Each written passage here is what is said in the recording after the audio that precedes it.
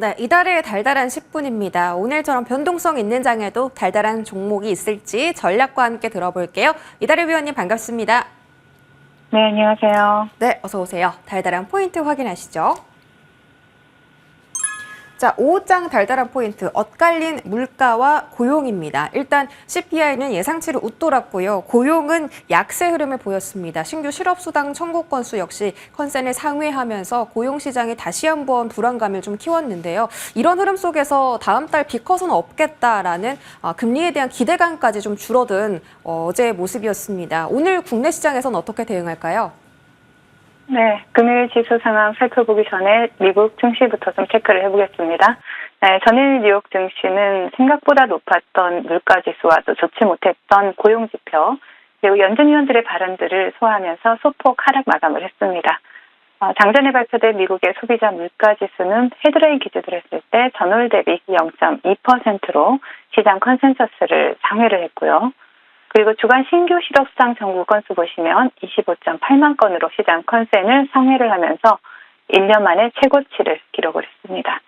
물가는 올라가고 고용은 악화된 지표가 발표가 되자 방향성을 잡지 못하고 출렁이던 채권금리는 각 데이터의 영향이 서로 상쇄가 되면서 보합세로 안정을 찾는 모습이었지만 뉴욕 3대 지수는 모두 하락세로 출발하는 모습이 나타났죠.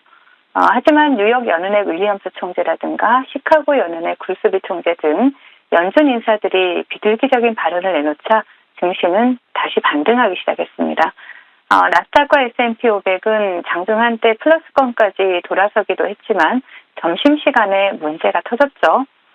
보스틱 총재가 닉 틴드라우스 기자와의 인터뷰에서 11월 금리 동결 가능성에 대해서 언급을 하자 지수는 다시 하락 전환되기 시작을 했습니다. 하락하던 증시는 장 막판에 다시 반등을 하면서 낙폭을 만회하는 모습이 나타나기는 했지만 다우존스와 S&P 500은 모두 하락 마감을 했고요. 또 엔비디아가 지켜낸 나스닥의 경우에는 약보합권에서 마무리되는 모습이 나타났습니다. 자, 미국 증시 하락에도 갭상승 출발한 국내 증시는 양시장 외국인들의 수급 상황이 엇갈리면서 지지부진한 흐름을 나타냈고요. 또 코스피에서는 오늘도 외국인들의 매도세가 출회되고 있지만 코스닥에서는 기관과 외국인의 양매수가 유입이 되고 있는 모습입니다. 자, 코스피에서는 오래간만에 삼성전자가 반등에 성공을 하면서 지수 방어에 나서고 있고요. 코스닥 보시면 2차 전지라든가 제약바이오, 반도체 등 소부장 섹터가 동반 상승을 하면서 지수를 방어해주고 있는 모습이지만 그동안 코스피를 지켜주던 LG에너지 솔루션과 또 리보세라 립글래스 2 분류를 악재로 받아들인 HLB 그룹주들이 동반 하락을 하면서 지수의 발목을 잡고 있는 모습입니다. 자, 금일장 외국인들의 수급 보신다라면 SK 하이닉스와 삼성 SDI에서 포착이 되고 있습니다. 자, 금일장 테마 동향 살펴보겠습니다. 한강 작가의 노벨 문학상 수상 소식이 전해졌죠. 한강의 기적이라고 불리우면서 시장에서 출판 관련주들이 강세 흐름을 나타내고 있습니다. 자, 먼저 차트를 보신다라면 예스24를 보실 수가 있죠. 장 초반 강하게 상한가에 안착했고 그 뒤로 한세 예스24 홀딩스가 상한가, 그 뒤를 따라서 예림당이 상한가에 들어갔고요. 밀레서재, 컴퍼니 K와 같은 이러한 출판 관련주들이 테마를 형성하고 강세 흐름을 나타내고 있습니다. 자, 경영권 분쟁이 터진 티웨이 항공 관련주들이 전일에 이어서 금일도 테마의 연속성을 이어가고 있는 모습인데요. 전일 상한가에 안착했던 티웨이 홀딩스가 장중한 때 상한가에 안착했던 모습이 나타났었고 또 대명 순호 시즌이 그 뒤를 따라서 또 상승을 하는 모습입니다. 그리고 또 예림당 같은 경우에는 전일에는 경영권 분쟁 관련 이슈로 상승을 했었죠. 근데 금일은 출판사 테마로 편입이 된 그러한 모습입니다. 제약바이오 섹터의 또한 꾸준히 테마의 연속성을 이어가고 있는 모습인데요. 대장으로 보신다라면 앞타머 사이언스가 상한가를 터치하고 밀리고 있는 모습이고요. 코오롱 티슈진, 인스코비와 같은 종목들이 강세 흐름을 나타내고 있고 또 강복들 특집 방송에서 추천을 드리면서 특집 방송에서 드리는 종목들은 제가 AS를 해드릴 기회가 없기 때문에 편안하게 모아갈 종목으로 드리겠습니다 하고 ABL 바이오를 드렸습니다. 금일 ABL 바이오가 신고가를 기록 갱신을 하면서 다시 한번 역사적 신고가를 눈앞에 두고 있는 그런 모습이고요. 그리고 그 외 로봇 관련주로 뭐 현대위아라든가 또 공작기계 사업부 인수 소식이 전해진 스맥, 그리고 의료기기 관련주로서는 큐리옥스 바이오 시스템즈, 뭐 비만 치료제에서는 그동안 두각을 나타내지 않았던 올립스가 좋은 모습 나타내주고 있고요. 2차 전지 관련주에서는 율촌화, 그리고 BI, 뭐 하나마이크론 같은 경우에는 일부 반도체 소부장 관련주들로서 강세 흐름을 나타내고 있다 정도로 테마 동향 정리해 드리도록 하겠습니다. 시장 대응 전략 드리도록 하겠습니다. 금일 한국은행이 38개월 만에 기준금리를 25bp 인하를 했지만 시장에는 크게 영향을 미치지 못하는 모습입니다. 코스피에서는 여전히 외국인들의 매도세가 지속이 되고 있고요. 국내 증시에 활력을 불어넣을 만한 이벤트는 여전히 부재한 상태에서 지수는 오늘도 지지부진한 흐름을 나타내고 있습니다.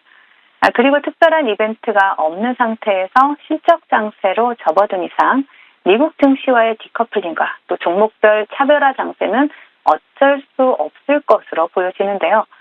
장세가 바뀌지 않는 이상 대응 전략 또한 바뀔 이유가 없다라고 봅니다.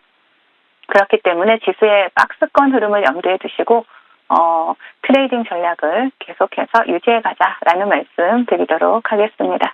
네, 지금 실적 장세에 접어든 만큼 종목 차별화가 계속된다고 하셨는데 이 시장에서 살아남는 좋은 종목들 앞으로도 이 시간에 말씀해 주시기 바랍니다. AS 넘어가 볼게요. 10월 4일 말씀 주신 네오셈 보겠습니다. 이 종목 오늘 장중 6%까지 급등했고요. 뭐 반도체 투톱은 떨어지긴 하지만 엔비디아가 계속 좀 호재가 나와서 오늘 일부 반도체 종목들이 상승하고 있는데 여전히 이 종목이 14,500원 이 목표가까지 갈 수 있는 여력이 있을까요?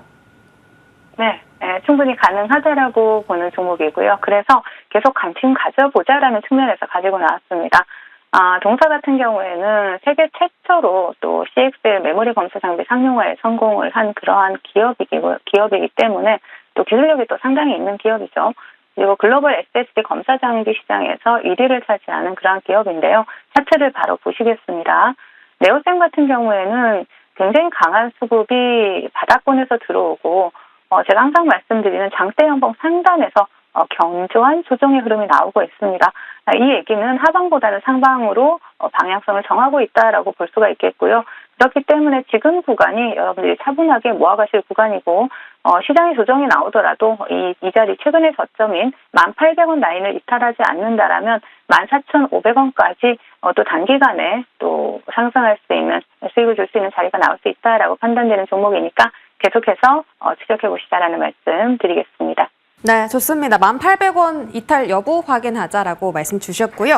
다음에 9월 2일 말씀 주신 제일 MNS 보겠습니다. 뭐 진작에 9월 달에 목표가 달성 성공한 종목이고 이제 9월 30일에 AS 주시면서 13,000원 지지라인 확인하자라고 하셨는데 또 금방 일주일 안에 좋은 상승 흐름이 연출됐습니다. 또 다시 한번 수익을 챙길 수 있던 건데요. 이 종목은 앞으로 어떻게 더 대응할까요? 제일 MNS 같은 경우에는 국내 최초로 믹싱 장비 전문 기업이죠. 최근에 또 뭐 제일 MNS 같은 경우에는 삼성전기가 세계 최초로 초소형 전고체 배터리 개발 이슈라든가 또 삼성 SDI가 GM 합작사 이슈 또 계속해서 나오고 있기 때문에 시장에서 앞으로 추가적인 상승이 가능한 종목이다라고 봅니다. 네, 차트를 바로 보신다라면 동종목 같은 경우에도 지금 바닥권에서 수급이 굉장히 강하게 들어왔고요. 지금 이게 주봉인데요. 주봉을 보신다라면 일봉과는 다르게 여전히 수급 대비해서 주가는 아직 저점이라고 판단할 수가 있겠죠. 네, 그래서 일봉으로 다시 본다 하더라도 지금 장대 양봉 이후에 견조한 조정의 흐름 나타내주고 있고요. 위에 매물대를 소화하는 과정이다라고 보시면 되겠고 일단 동종목 같은 경우는 다시 한번 15,000원권이 저항이 될 수 있기 때문에 그 자리 돌파 유무 체크하시면서 수익 일부 챙겨가시고 또 다시 계속해서 관심 가져보자라는 말씀 드리겠습니다. 네, 이렇게 두 가지 종목 AS 전략 받아봤습니다. 오늘 장에 눈여겨보시는 달달한 종목은 어떤 걸까요? 네, 금일은 필롭틱스를 준비를 해봤는데요. 동사 같은 경우에는 디스플레이나 태양광 반도체 공정에 첨단 자동화 장비를 제작하거나 공급하는 그러한 기업입니다. 동사 같은 경우에는 디스플레이 관련 매출액이 상당히 더 개선되거나 성장할 것으로 보여지는데요. 또 지난해 또 수주한 디스플레이 관련 제조 장비 공급에 대한 이런 매출이 하반기에 좀 집중되어 있기 때문에 그렇게 보시면 되겠고, 또 AI 시대 진입에 따른 구성용 반도체 수요 그리고 관심 증가하죠. 그렇기 때문에 동사와 같은 그 유리기판 관련 주 그리고 동사가 가지고 있는 유리기판 기술 이러한 부분에 대해 관심을 가지면서 우리가 추적해 볼 수가 있겠고요. 그리고 차트를 바로 보시겠습니다. 자, 동종목 같은 경우에는 지금 조정 구간 이후에 정말 최근에는 제가 계속해서 말씀드리는 부분이 수급과 이슈를 동반한 종목을 보자라고 말씀을 드렸는데, 필독틱스 같은 경우에는 수급 들어와 있고요. 이슈 살아있기 때문에 목표가 25,000원, 손절가 16,000원 제시해 드리도록 하겠습니다. 네, 최근 들어서 좀 바닥에서 올라오는 움직임 나오고 있습니다. 필옵틱스 수급과 이슈 모두 다 살아있다라고 하신 만큼 목표 주가까지의 추가적인 시세 기대하겠습니다. 지금까지 이달의 어드바이저와 함께했습니다. 고맙습니다.